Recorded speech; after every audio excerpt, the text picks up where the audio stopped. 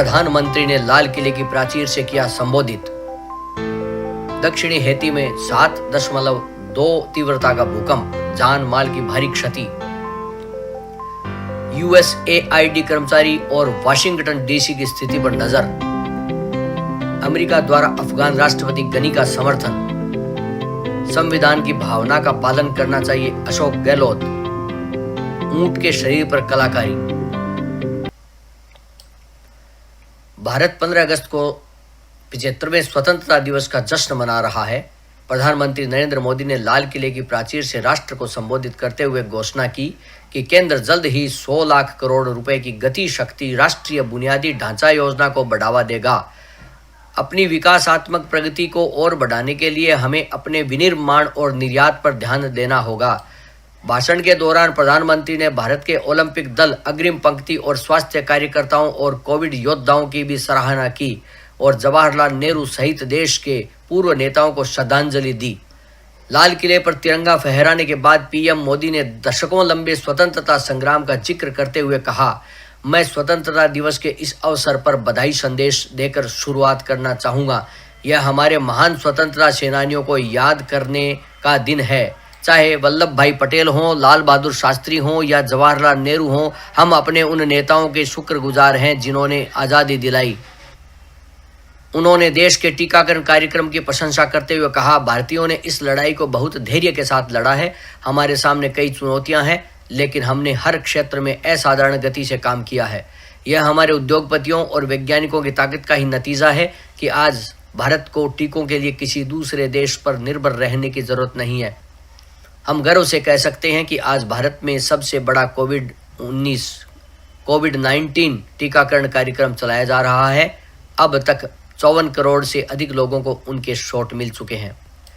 बेटी बचाओ बेटी पढ़ाओ पहल को मजबूत करने के उद्देश्य से एक कदम में पीएम मोदी ने घोषणा की कि देश भर के सभी सैनिक स्कूल अब लड़कियों के लिए खुले रहेंगे।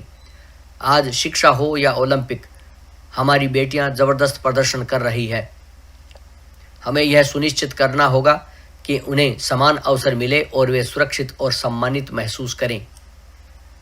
भारत को गैस का दुनिया का सबसे बड़ा निर्यातक बनाने के उद्देश्य से प्रधानमंत्री ने राष्ट्रीय हाइड्रोजन मिशन की भी शुरुआत की। भारत एकमात्र ऐसा देश है जो अपने जलवायु लक्ष्यों को पूरा करने की राह पर है। ग्रीन हाइड्रोजन दुनिया का भविष्य है और मेरी योजना भारत को ग्लोबल हब बनाने की है। मोदी ने छोटे पैमाने के किसानों को भारत का गौरव बताते हुए उनके कल्याण की वकालत करते हुए कहा, हमें इस तथ्य से निपटना होगा कि हमारे किसानों के पास अब खेती करने के लिए कम जमीन है। हमारे 80% से अधिक किसानों के पास 2 हेक्टेयर से कम भूमि है। हमें अपने छोटे किसानों की मदद करने पर ध्यान देना होगा। हमें सरकार की योजनाओं का अधिकतम लाभ उन्हें देना है, चाहे वह डीबीटी के माध्यम से हो या कृषि रेल के माध्यम से। लोगों को जिस मुश्किल बना दी है, ऐसे समय केंद्र सरकार हो, राज्य सरकारें हो, सब उनके साथ मुस्तैदी के साथ खड़ी हुई है। आज इस आयोजन में, ओलंपिक में, भारत के युवा पीढ़ी जिसने भारत का नाम रोशन किया है, ऐसे हमारे एथलीट्स, हमारे खिलाड़ी आज हमारे बीच में हैं। कुछ यहां हैं, कुछ सामने बैठे हैं। मैं आज देशवासियों को, यहां मौजूद है उनको भी, और हिंदुस्तान के कोने कोने में जो इस समारोह में मौजूद है, उन सबको मैं कहता हूं कि हमारे खिलाड़ियों के सम्मान में आइए कुछ पल तालियां बजा करके उनका सम्मान करें।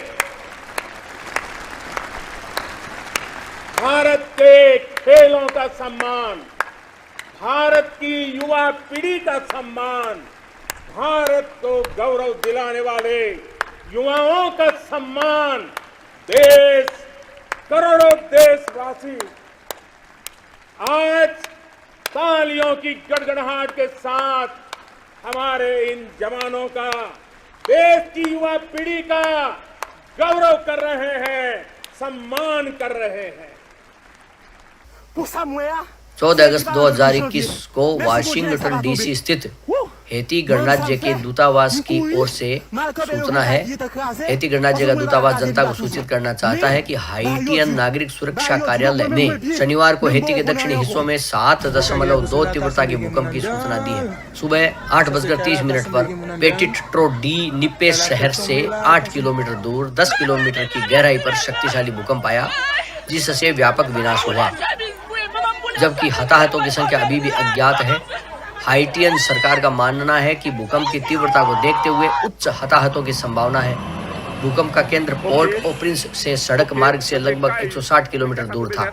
आपातकालीन कार्रवाई की जा रही है और नुकसान का आकलन किया जा रहा है। वाशिंगटन डीसी में हेती गणराज्य का दूतावास हेती सरकार और संयुक्त राज्य के अधिकारियों के बीच समन्वय प्रयासों में मदद करेगा। हम जानकारी इकट्ठा करना और उसके अनुसार जनता को अपडेट करना जारी रखेंगे। हमारे विचार और प्रार्थनाएं हमारे नागरिकों और प्रभावित हाइटियन डायस्पोरा के परिवारों के साथ है। US agency for international development USAI की प्रेस रिलीज में बताया गया है कि 14 अगस्त 2021 को एडमिनिस्ट्रेटर सामंथा पावर ने हेती के प्रधानमंत्री डॉक्टर एरियल हेनरी से बात की। प्रशासक ने आज दक्षिण पश्चिमी हेती में आए 7.2 तीव्रता के भूकंप के बाद लोगों की मौत के लिए अपनी संवेदना व्यक्त की। वे इस बात पर सहमत हुए कि समन्वित प्रतिक्रिया सुनिश्चित करने के लिए अमेरिका और हाइटियन सरकारें निकट संपर्क में रहेगी। क्षेत्र में स्थित USAID कर्मचारी और वाशिंगटन डीसी स्थिति की बारीकी से निगरानी कर रहे हैं। साथ ही हेती के निकट आने वाले ट्रॉपिकल स्टॉर्म ग्रेस से किसी भी संभावित प्रभाव की निगरानी कर रहे हैं। अफगानिस्तान के बारे में एडमिनिस्ट्रेटर द्वारा बताया गया है कि मैंने अपने सशस्त्र बलों और हमारे खुफिया समुदाय को यह सुनिश्चित करने का आदेश दिया है कि हम अफगानिस्तान से भविष्य के आतंकवादी खतरों से निपटने के लिए क्षमता और सतर्कता बनाए रखेंगे। मैंने विदेश मंत्री को राष्ट्रपति गनी और अन्य अफगान नेताओं का समर्थन करने का निर्देश दिया है, क्योंकि वे आगे रक्तपात को रोकने और एक राजनीतिक समझौता करने की कोशिश कर रहे हैं। सचिव ब्लिंकन प्रमुख क्षेत्रीय हितधारकों के साथ भी जुड़ेंगे। उन्होंने बताया कि हमने अपने कॉम्बेटेंट कमांडर के माध्यम से दोहा में तालिबान प्रतिनिधियों को सूचित किया है कि अफगानिस्तान में जमीन पर उनकी ओर से कोई भी कार्रवाई जो अमेरिकी कर्मियों या हमारे मिशन को खतरे में डालती है को एक तेज और मजबूत अमेरिकी सेना के साथ पूरा किया जाएगा। उन्होंने आगे बताया कि मैंने राजदूत ट्रेसी जैकबसन को अफगान विशेष अप्रवासी वीजा आवेदकों और अन्य अफगान सहयोगियों को संसाधित करने, परिवहन करने और स्थानांतरित करने के पूरे सरकारी प्रयास का प्रभारी बनाया है। हमारे दिल उन बहादुर अफगान पुरुषों और महिलाओं के लिए हैं जो अब जोखिम में हैं। हम उन हजारों लोगों को निकालने के लिए काम कर रहे हैं जिन्होंने हमारे कारण उनके परिवारों की मदद की। कांग्रेस नेता पवन खेड़ा ने मोदी के इस बयान पर कि हमें देश के विभाजन का दुख है एक वक्तव्य दिया है। आइए देखते हैं। आपको क्या कहना है? प्रधानमंत्री को ये बोलने से पहले थोड़ा सोचना चाहिए था और फिर थोड़ा शर्माना भी चाहिए था, थोड़ी शर्म भी आनी चाहिए। इन्हीं के वैचारिक पूर्वजों की वजह से पार्टीशन हुई थी। यह और मुस्लिम लीग ने मिलकर जो माहौल इस देश में बनाया था उस वजह से पार्टीशन हुई और आज फिर वो माहौल बनाया जा रहा है। मेरे परिवार के 14 सदस्य मार दिए गए थे पार्टीशन। ये कौन होते हैं हमारी टीस दूर करने वाले? इनकी वजह से मेरी टीस है और आज फिर बढ़ रही है क्योंकि माहौल ये फिर से वैसा पैदा कर रहे हैं। इन्हें पहले देश से माफी मांगनी चाहिए पार्टीशन की वजह से। पीटीआई के अनुसार राजस्थान के मुख्यमंत्री अशोक गहलोत ने रविवार को कहा कि देश को एक रखने के लिए लोगों को संविधान की भावना का पालन करना चाहिए। देश के 75वें स्वतंत्रता दिवस पर एक वीडियो संदेश में उन्होंने कहा कि नई पीढ़ी को अनेकता में एकता की भावना को आत्मसात करना चाहिए। उन्होंने इस अवसर पर लोगों को बधाई दी और कहा कि पंडित जवाहरलाल नेहरू, सरदार वल्लभ भाई पटेल, मौलाना अबुल कलाम आजाद जैसे महान नेताओं के बलिदान के कारण देश यहाँ पहुंचा है, जिन्होंने महात्मा गांधी के नेतृत्व में लड़ाई लड़ी थी। देश को अखंड और अविभाजित रखने के लिए हमें संविधान की भावना का पालन करना चाहिए। गहलोत ने अपने संदेश में कहा, 75वें स्वतंत्रता दिवस पर लोगों, खासकर युवा पीढ़ी को संकल्प लेना चाहिए कि वे संविधान की रक्षा करेंगे और उसके बताए रास्ते पर चलेंगे। उन्होंने कहा कि खालिस्तान न बने, इसके लिए पूर्व प्रधानमंत्री इंदिरा गांधी ने अपने प्राणों की आहुति दे दी। उन्होंने कहा कि इसी तरह पूर्व प्रधानमंत्री राजीव गांधी उपमहाद्वीप में शांति सुनिश्चित करने के लिए शहीद हो गए।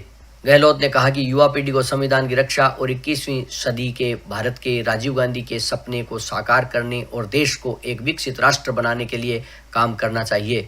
और जाति हैं, इतने बड़े मुल्क को एक रखना व अखंड रखना, ये बहुत बड़ी चुनौती थी।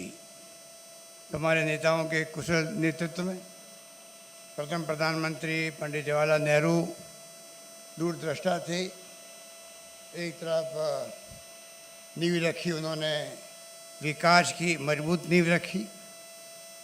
दूसरी तरफ देशवासियों का आह्वान किया किस प्रकार से हमारा संविधान जो डॉक्टर अम्बेडकर साहब के नेतृत्व में बना, उसको आधार बना के किस प्रकार से हमें आगे बढ़ना है।